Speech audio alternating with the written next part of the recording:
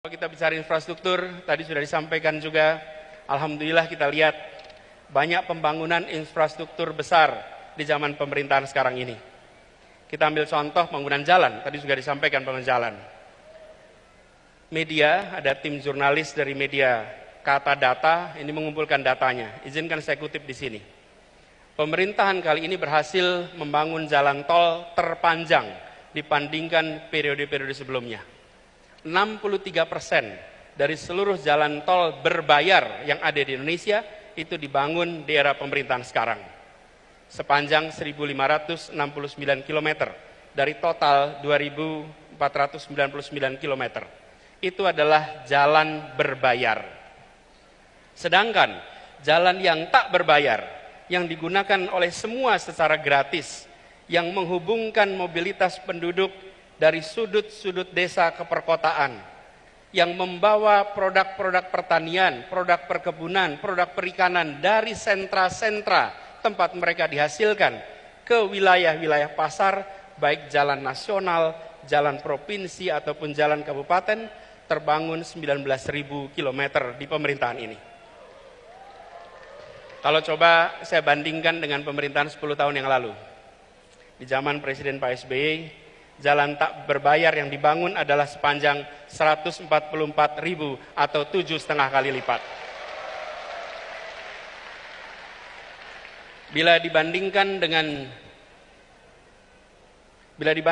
jalan nasional, di pemerintahan ini membangun jalan nasional sepanjang 590 km. Di era 10 tahun sebelumnya 11.800 km. 20 kali lipat. Kita belum bicara mutu, kita belum bicara standar dan lain-lain. Kita bicara panjangnya. Kedua infrastruktur ini jelas diperlukan sama-sama. Tapi yang perlu kita perhatikan di sini adalah bahwa keberpihakan ketika bicara institusi ekonomi memberikan kesetaraan kesempatan kepada semuanya. Kita perlu memikirkan ke depan institusi yang inklusif. Infrastruktur yang menunjang keseharian. Air saja misalnya. Hari ini kita punya air di sini. Susenas 2019 menunjukkan 38% penduduk Indonesia menggunakan air dalam kemasan sebagai sumber air minum. Kalau itu pilihan tidak apa-apa, tapi kalau itu keterpaksaan, maka negara harus hadir menyediakan infrastruktur mikro kecil yang dirasakan oleh seluruh rumah tangga di Indonesia. Bismillahirrahmanirrahim. Assalamualaikum warahmatullahi wabarakatuh. Saya menyimak pidato bakal calon presiden Bapak Anies Rashid Baswedan semalam. Pidatonya menarik. Satu hal dari pidato tersebut, beliau mengkomparasi pembangunan jalan tidak berbayar pada masa Presiden SBY dengan masa Presiden Jokowi. Beliau sampaikan bahwa pada masa Presiden SBY 10 tahun, itu beliau membangun 144.000 jalan non-tol, mulai jalan provinsi, jalan nasional, dan jalan kabupaten kota.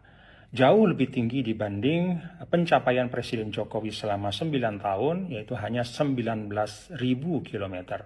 Beliau sampaikan perbandingannya 7,5 kali lipat pada masa Pak SBY, lebih banyak dibanding dengan masa Pak Jokowi.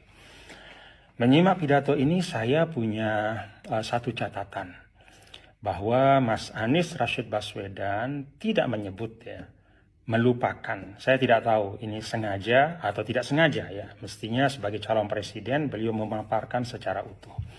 Beliau tidak menyebutkan tentang jalan desa yang terbangun pada masa Presiden Jokowi.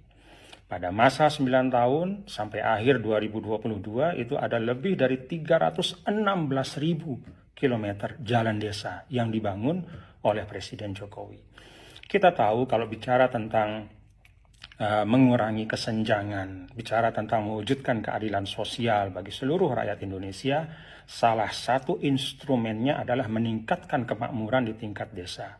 Dan meningkatkan kemakmuran di tingkat desa itu artinya apa? Mempercepat aktivitas ekonomi, meningkatkan aktivitas ekonomi, dan memperbesar porsi ekonomi yang diperoleh oleh masyarakat desa. Salah satu strateginya adalah dengan mengurangi biaya logistik, memperlancar arus barang dan jasa, produksi petani kita, padi, kedelai, sapi, ya, dan segala macam yang diproduksi di tingkat desa itu harus dapat diakses dengan mudah, harus memiliki sarana logistik yang baik. Karena itu pembangunan atau jalan desa itu memegang peran yang sangat penting untuk menghadirkan keadilan sosial bagi seluruh rakyat Indonesia, mengurangi ketimpangan antara desa dan kota. Jadi Mas Anies sebenarnya kalau fair ya apa adanya, beliau seharusnya menyebutkan bahwa pada masa Presiden Jokowi ada lebih dari 316.000 kilometer jalan desa yang tidak terbangun pada masa sebelumnya. Belum lagi kalau kita bicara infrastruktur lain ya, di tingkat desa ada lebih dari 1,5 juta meter jembatan di tingkat desa, ada lebih dari 500.000 unit air bersih, ada 42.000 lebih posyandu, ya, dan beragam infrastruktur di tingkat desa yang menjadi concern dari Bapak Presiden Jokowi selama 9 tahun pembangunannya.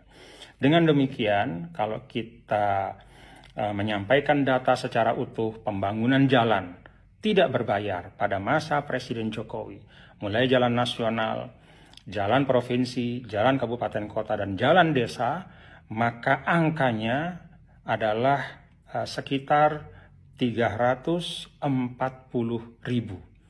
kilometer. Jauh di atas pembangunan jalan tidak berbayar pada era sebelumnya. Terima kasih. Itu catatan saya.